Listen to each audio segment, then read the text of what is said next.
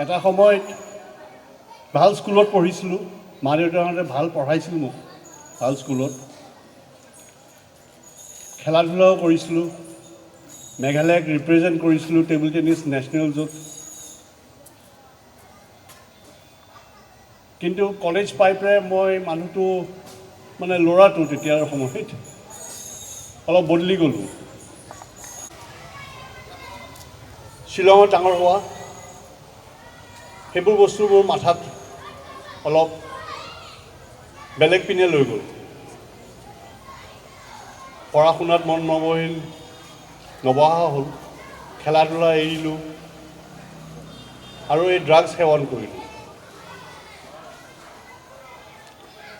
মই 15 বছৰ বয়সৰ পৰা মই ড্ৰাগছ, তাৰপিছত মোৰ কি মন গ'ল 2000 চন যেতিয়া আহিলে যে নতুন মিলিনিয়াম, মই নিজৰ কাৰণে এটা নতুন জীৱন যদি বিচাৰোঁ, নতুন মিলিনিয়ামত বহুত বস্তু নতুন হ'ব, তো ময়ো নতুন জীৱন এটা বিচাৰোঁ।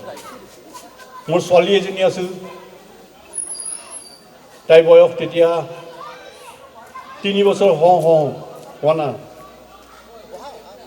মোৰ ৱাইফ আছিল, কিন্তু তেওঁলোকে মোক এৰি পেলাই তেওঁলোকৰ নিজৰ মাৰ ঘৰলৈ গ'ল। সেইটোতো নিশ্চয় হ'ব, মোৰ লগতো ফুটপাথত থাকিব নোৱাৰে তেওঁলোক। সেই বস্তুটোৱে মোক বহুত উৎসাহ দিলে, তো মই গৈ ট্ৰিটমেণ্ট বিচাৰিলোঁ। তাৰপিছত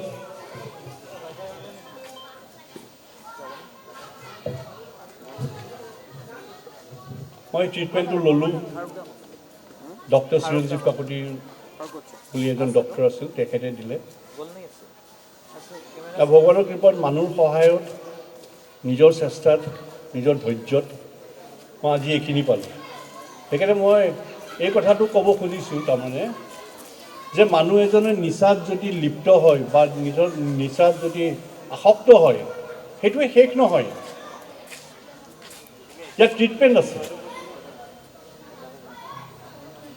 কিন্তু প্ৰথম কথা হ'ল যে এই নিচা সৰু ক্লাছৰ পৰাই তেওঁলোকক, ক্লাছ 7, 8ৰ পৰাই যাৰ ল'ৰা ছোৱালী আছে, অকল ল'ৰা বুলি নহয় ছোৱালীও সেই আজিকালি এনেকৈ হৈছে, সেইকাৰণে তেখেতসকলক এই ভাল বেয়া যিকোনো খবৰৰ বাবে যোগাযোগ কৰক আমাৰ এই নম্বৰত 9181 307 2221।